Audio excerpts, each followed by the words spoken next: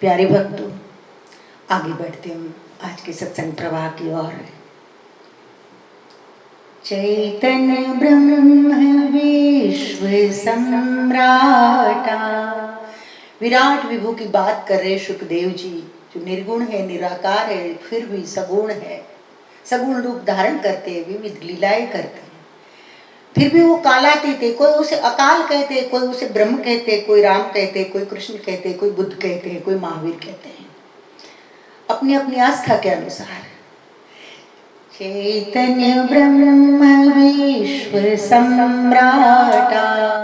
परम चैतन्य, पर ब्रह्म, समग्र 14 ब्रह्मांड का सम्राट, समयातीत महान विराटा, जो समयातीत है, कालातीत है, काल के पर है, सबको समय का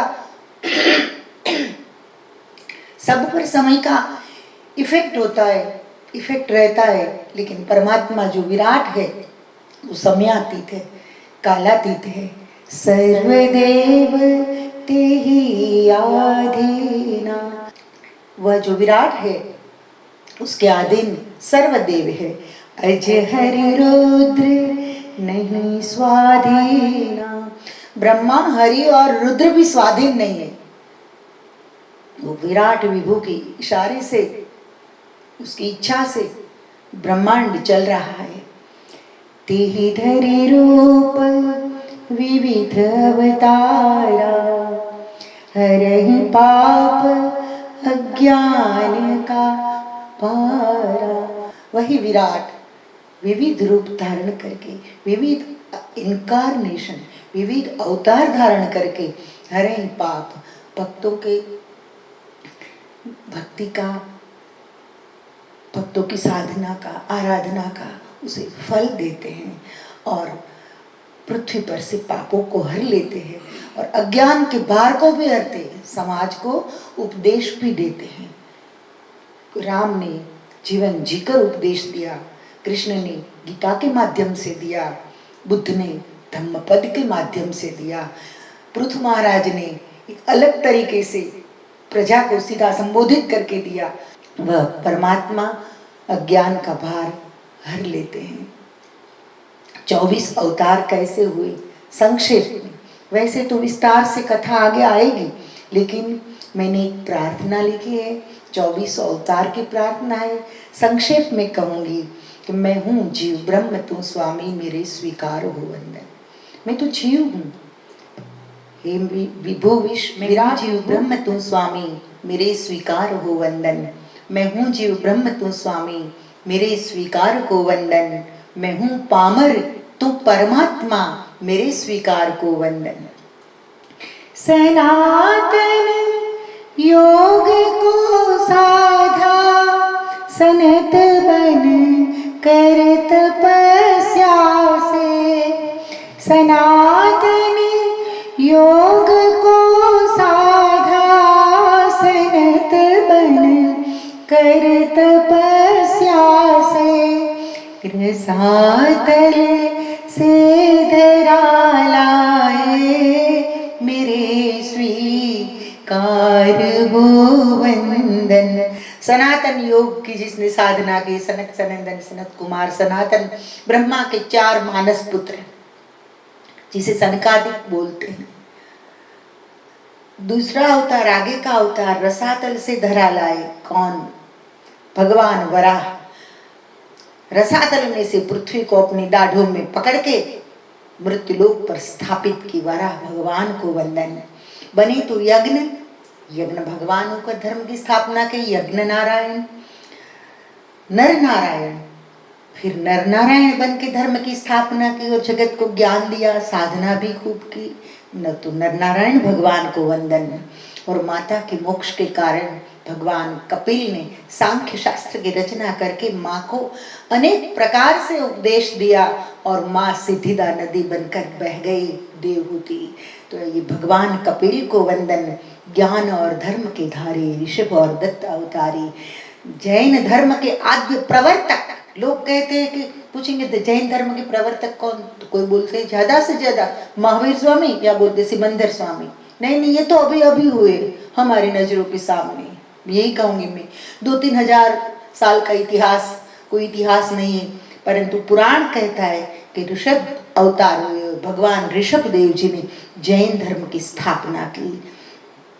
ऋषभ और दत्त अवतारी भगवान ने दत्त अवतार धारण किया माता अनसुईया के वहाँ। ऐसे दत्त भगवान को मेरा वंदन हो। मनोहारी प्रजापालक पृथु राजा, पृथु राजा के स्वरूप को मनोहारी कहा है और राजा के रूप में प्रजा को कर्मयोग का उपदेश दिया। खुद हल चलाया, खेतों में खुद ने हल जोता और प्रजा को कहा कि पुरुषार्थ करो, फल तो मिलेगा, फल की अपेक्षा छोड़कर। जो कृष्ण ने कहा वही पृथु राजा ने करके दिखाया और प्रजा को फल भी मिला। तो ज्ञान और धर्म के धारी ऋषभ और दत्त अवतारी मनोहारी प्रजापालक पृथु राजा को हो वंदन। मनु को मत्स्य ने तारा, मनु को जिसने तारा ऐसे भगवान मत्स्य, उसको वंदन हो। कुर्म ने मेरु को धारा, कुर्म स्वरूप धारण करके भगवान ने सुमेरु पर्वत को आधार दिया, तब जाकर देव दानव समुद्र मंथन कर पाए। तो भगवान कुर्म कछुए का रूप लिया, तो कुर्म भगवान को वंदन।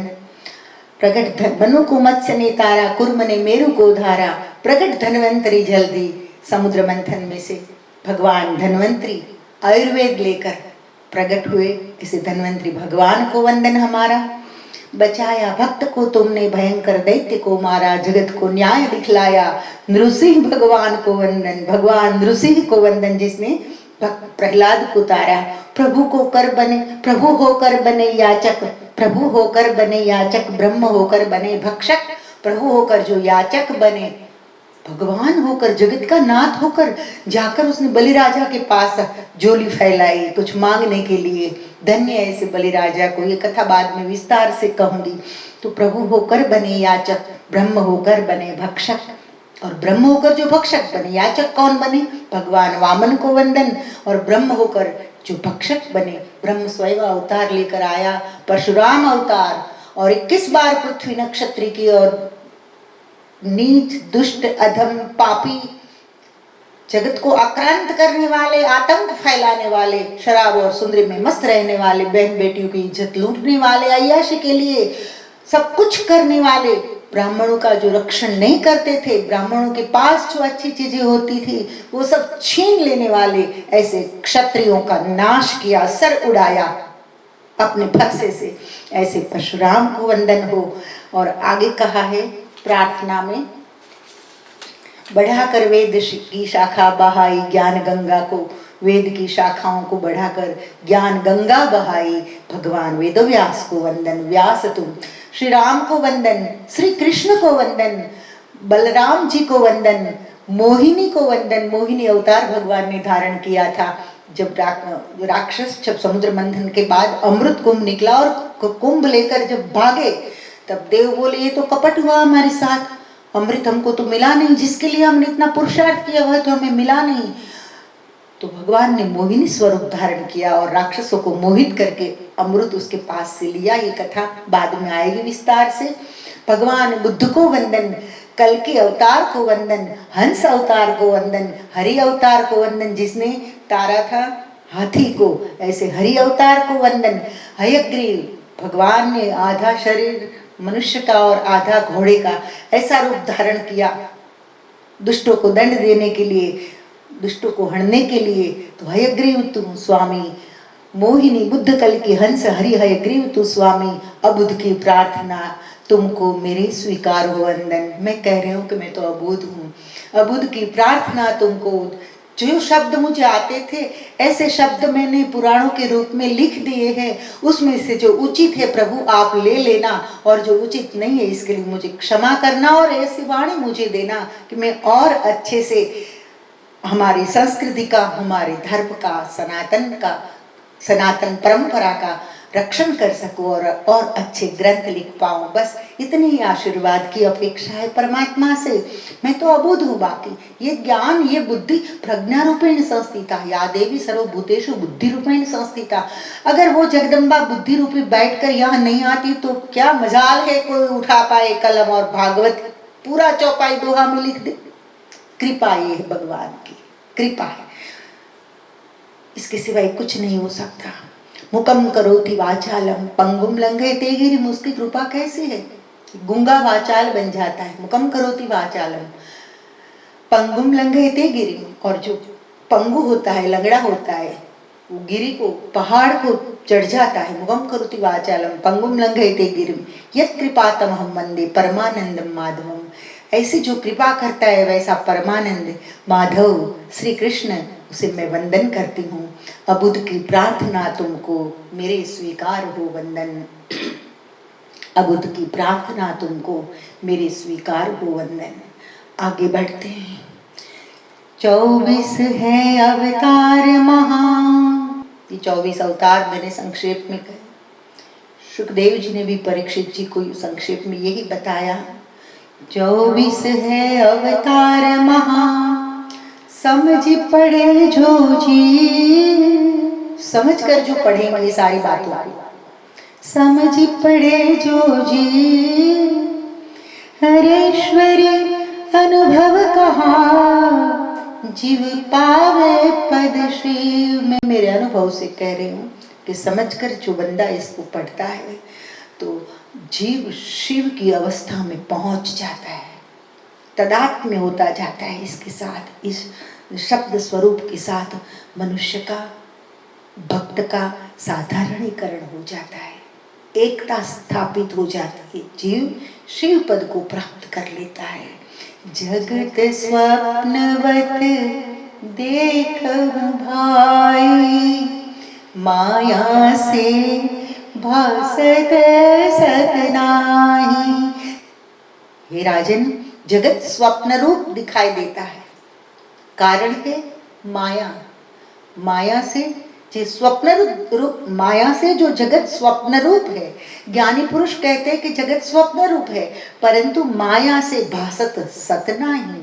माया की वजह से स्वप्न रूप जगत जो है वह सत्य भासने लगता है, लेकिन हकीकत ऐसी नहीं है। माया माया है।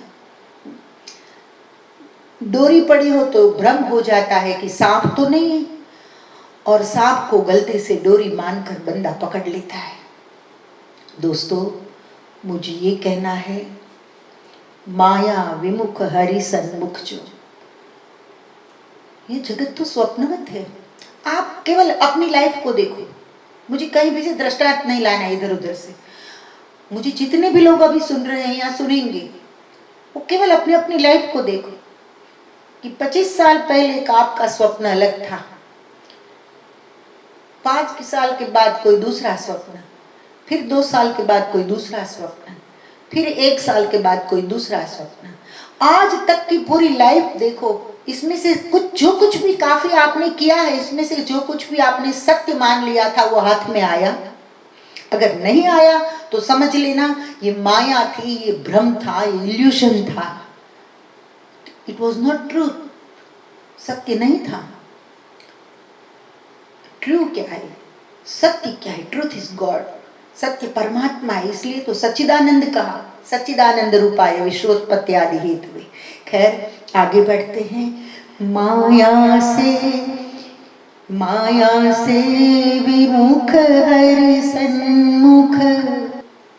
माया से जो विमुख रहता है, मतलब रोज रोज, अरे मिनटों मिनटों में नए नए सपने दिखाने वाली माया है। बहुत कुछ सोचा था, ऐसा हो नहीं पाया। क्यों नहीं हो पाया?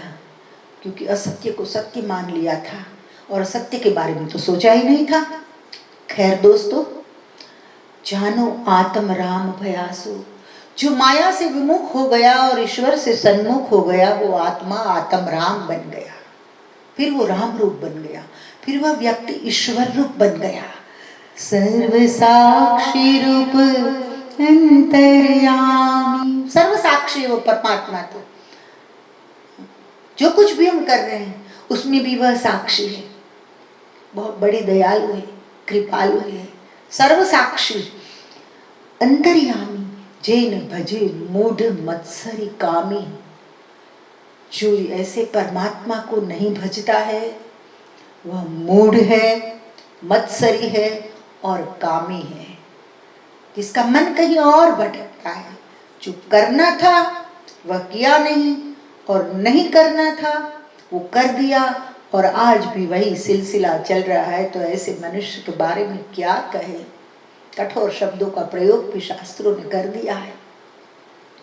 सुखदेव जी कहते हैं, राजन महाराज परीक्षित, पुनि सुखदेव कहत, सुनु राजा, भागवत 10 लक्षण में विराजा। भागवत पुराण 10 लक्षणों में विराजित है।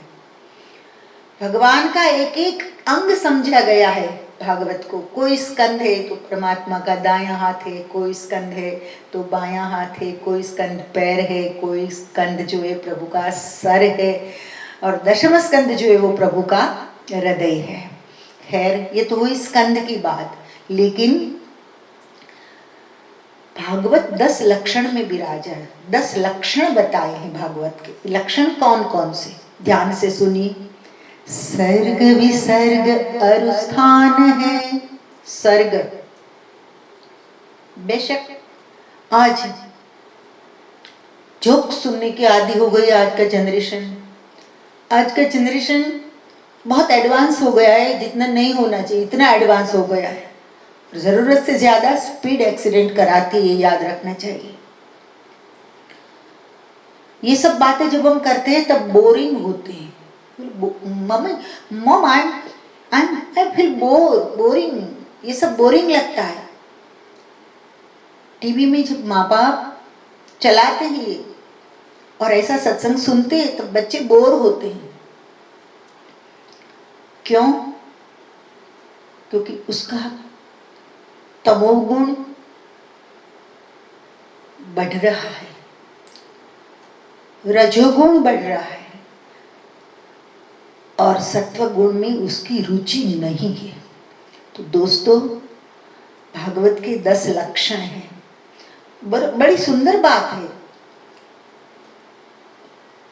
मेरे पास आप अगर अपेक्षा रखो कि जोक्स आए, भद्दे दृष्टांत आ जाए, अच्छे अच्छे फिलसूफर भटक गए हैं, कहाँ बात कर रहे हो बड़े अध्यात्म के, और बीच में एक आध जोक ऐसा रख देते हैं कि हमको नीचा देख जाना पड़े और ऑडियंस खुश होता है।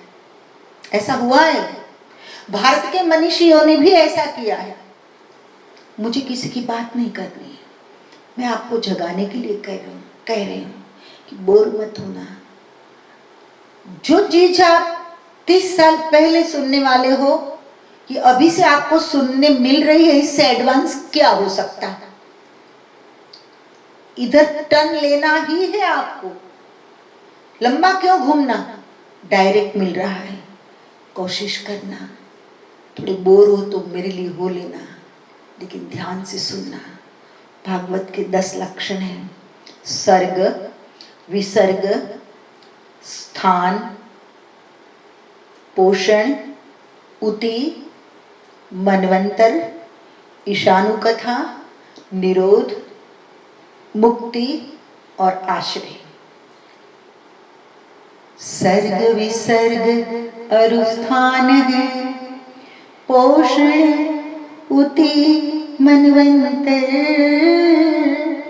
हरेश्वरी, ईशानुकथा, निरोध, मुक्ति, आश्रय।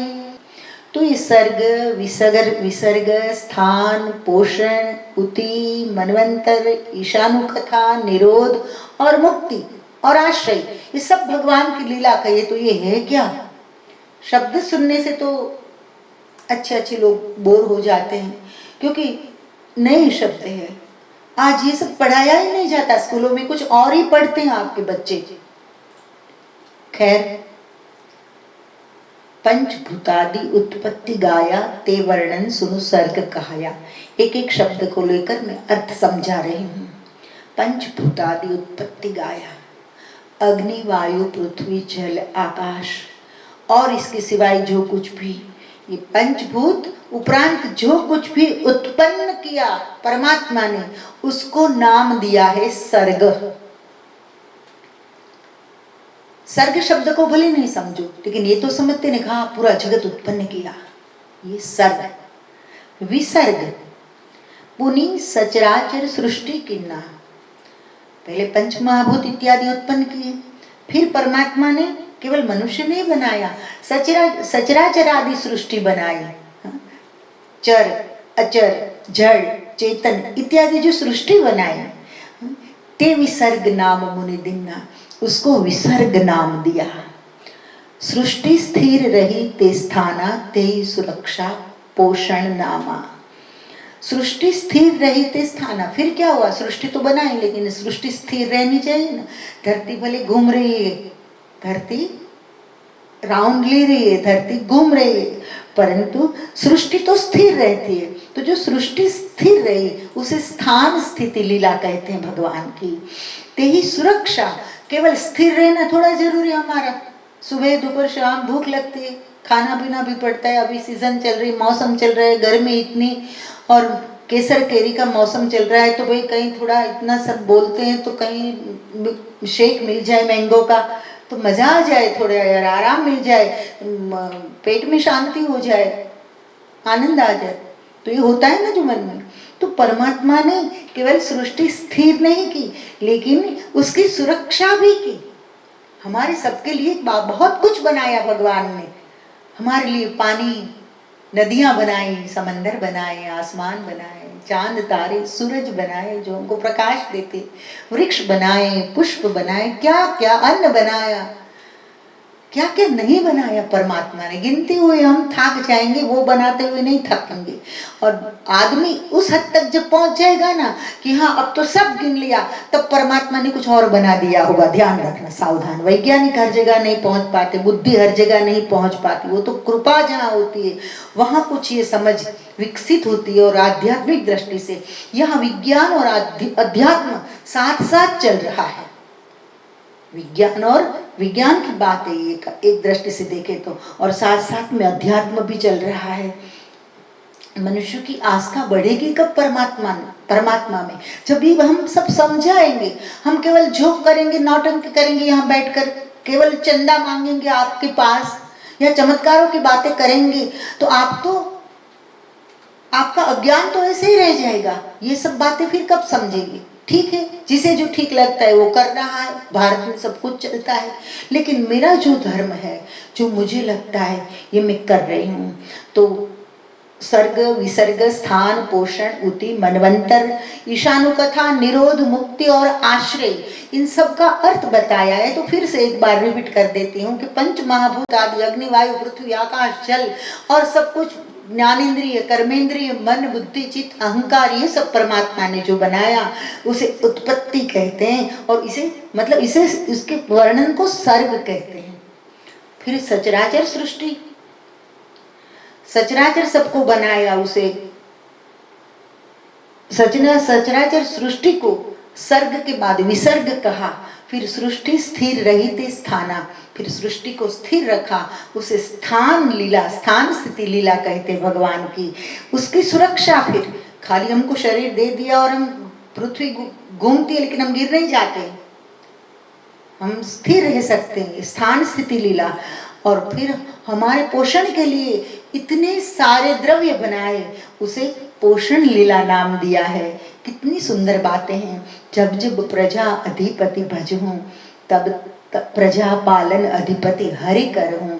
फिर कहा कि प्रजोत्पत्ति जब होती है, प्रजा के अधिपति की जरूरत होती है, तब उसके अधिपति नियुक्त किए जाते हैं। जैसे प्रधान इत्यादि को नियुक्त किए जाते हैं ना, वैसे प्रजा तो परमात्मा ने इतनी सारी बना दी लीला करके, लेकिन उस प्रजा के जो नाथ होते हैं उसमें एक को एक पद दिया जाता है, उसे मनवंतर कहते हैं।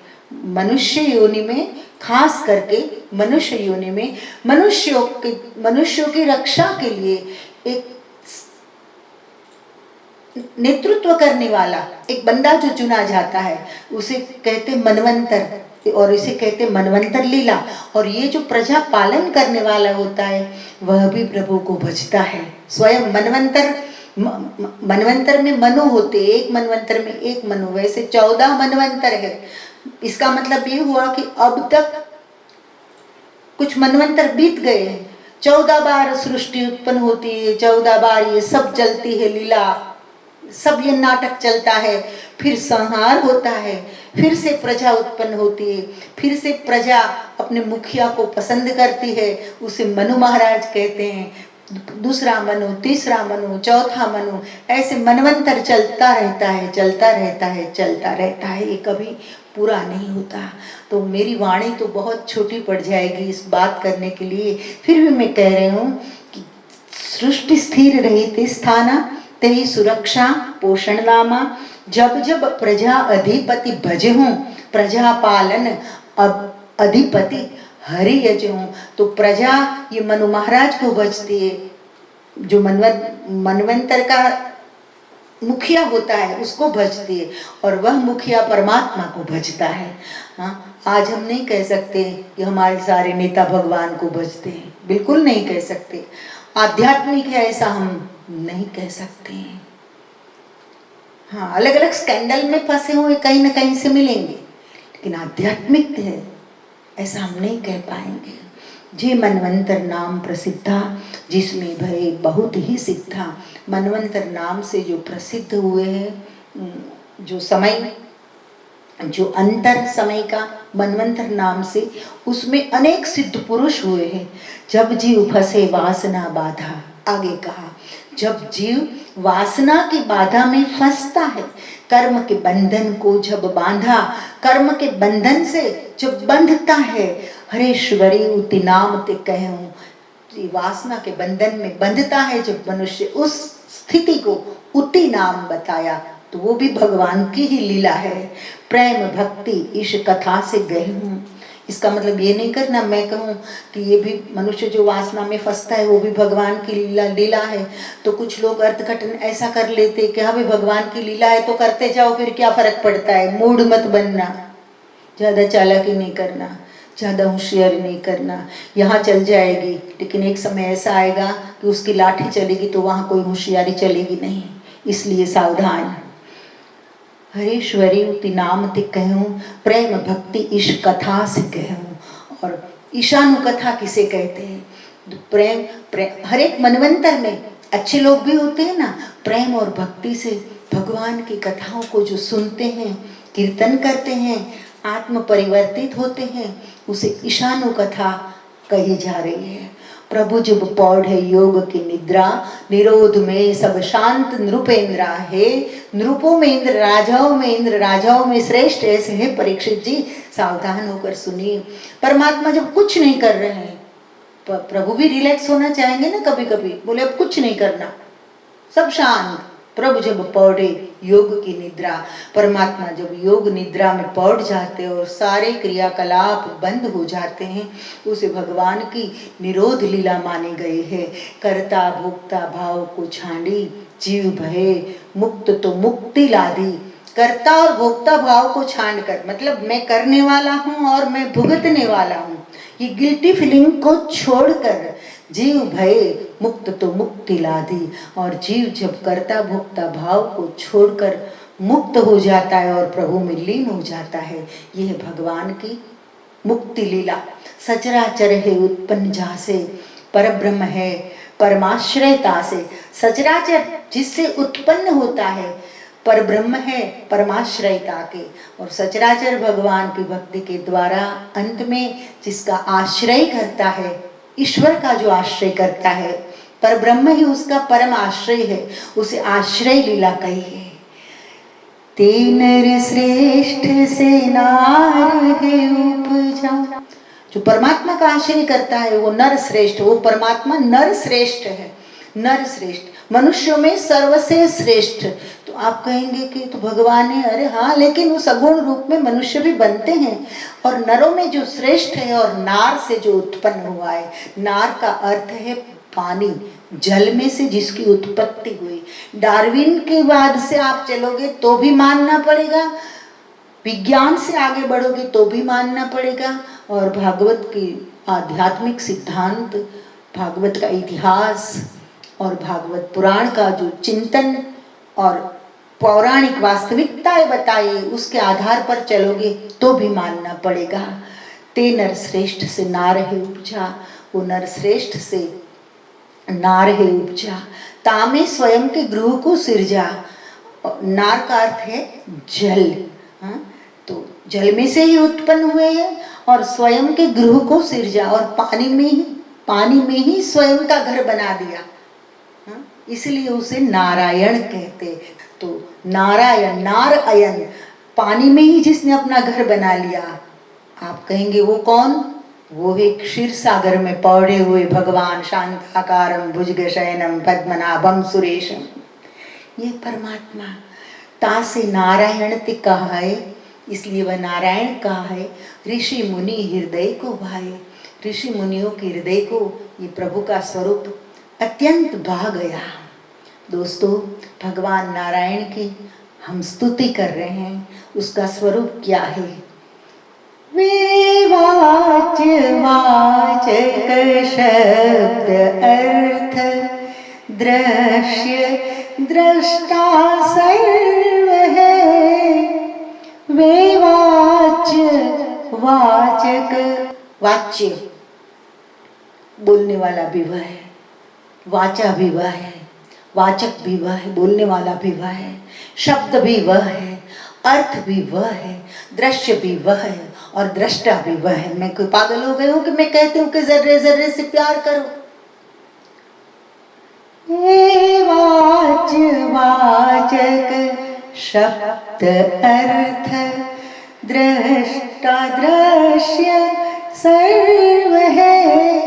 वे सर्व साक्षी, सर्व साक्षी, वे सर्व साक्षी सर्वरूप सर्वात्म सर्वाधार है। सर्व साक्षी, जगत में जो कुछ हो रहा है तो हम साक्षी नहीं रह सकते। छोटी छोटी बातों में चिढ़ जाते,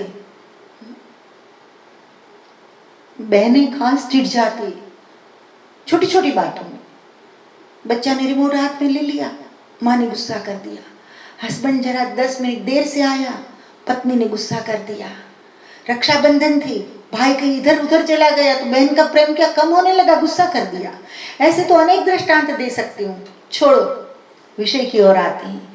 वे सर्व साक्षी, सर्व का साक्षी, जो कुछ दुनिया में हो रहा है, जो कुछ भी, कुछ कम नहीं हो रहा है, कुछ कम नहीं हो रहा है दुनिया में, लेकिन अभी तक तो सर्व साक्षी बन के रहा है। उसे जब लगेगा कि हाँ अब साक्षी रहने जैसा नहीं है, तब जैसे आराम कर देंगे सब। वे सर्व साक्षी सर्वरूप सर्वात्म सर्वाधार है, सर्व का आधार है। वे सर्वदेव प्रजापति, सर्वदेव भी वही है, प्रजापति भी वही है, मनु भी वही है, ऋषि भी वही है, चारण भी वही है, सिद्ध भी वही है। जो चारण मनुष्य योनि नहीं है, चारण की योनि अलग बताई है इसमें, तो चारण सिद्ध है, सिद्ध की भी अलग बताई है। वे पितर असुर यक्ष किन्नर विद्याधर प्रबुद्ध है। पितर, पितृ भी वही है, असुर भी वही है। किस हद तक की बात कर रहे वेदव्यास, सोचो तो सही। परम अध्यात्म की अनुभूति जिसके पास नहीं होती, वह व्यक्ति, वह बंदा, वह ऋषि ऐसा लिख ही नहीं सकता। उसकी कलम में से ये महान बातें निकल ही नहीं सकती। कहते असुर भी तू है, तू ही तू, तू ही तू, तू ही तू, जो कुछ जगत में है सिर्फ तू है, तेरे सिवाय कुछ नहीं है। इसलिए तो मैं कहती हूँ कि ना मंदिर को, ना मस्जिद को, ना काशी को, ना काबा को, ना मुल्ला को, ना पंडित को, जर्रे जर्रे से प्यार करो, जर्रे जर्रे से प्यार करो। सर्वदेव प्रजापति मनु ऋषि चारण सिद्ध है। वे पितर असुर यक्ष किन्नर, पितर भी वे है, पितृ भी वे है, असुर भी वह है, यक्ष भी वह है, किन्नर भी वह है, विद्याधर भी वह है और प्रबुद्ध एनलाइटन भी वह है। गांधर्व भी वह है, असुर, अप्सरा, किम पुरुष, उरग, उड़ने वाला सांप, उरग और सर्प भी वही है। सर्व मातृगण, भूत प्रेत राक्षस देव, सब कामदेव तू ही है, कंदर्प है। कुष्मांड गण वैताल यातुधान विनायक और उन्माद पागल वह भी तू है। ग्रह पक्षी सब ग्रह जितने भी है, ग्रह, पक्षी, मृग, पशु, वृक्ष, पर्वत, हरेश्वरी, सरीसृप है।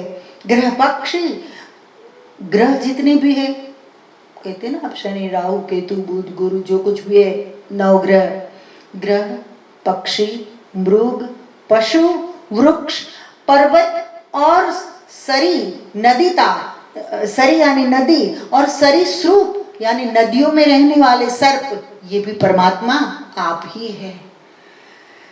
संसार में जो नाम रूप, संसार में जो नाम रूप अरूप चर की सृष्टि है। संसार में जो नाम रूप चर अचर जो कुछ भी सृष्टि है, तेज रायुज अंडज स्वेदज अरु उद्बीज व्यष्टि है, और ये सब तू ही है। क्या? जरायुज।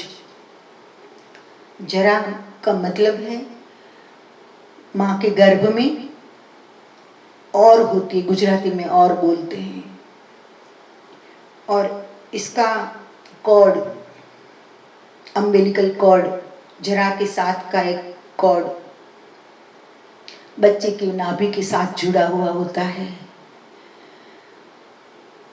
इस तरह से जिसका जन्म होता है उसे जरायुज कहते हैं। फिर अंडज, अंडा पैदा होता है और बाद में बच्चे का जन्म होता है, उस प्रजाति को अंडज कहते हैं। फिर स्वेदज, स्वेद यानी पसीना, पसीने से कुछ जीव उत्पन्न होते, स्वेदज, ज यानी जन्मना, स्वेदज, स्वेदज का अर्थ क्या है? स्वेद यानी पसीना, तो पसीना पर्सपिरेशन जो होता है और उसमें से जो उत्पन्न होते जीव, जैसे जूही है, लीक है, ऐसे का कुछ जीव है जो पसीने से उत्पन्न होते हैं, वह भी तू है।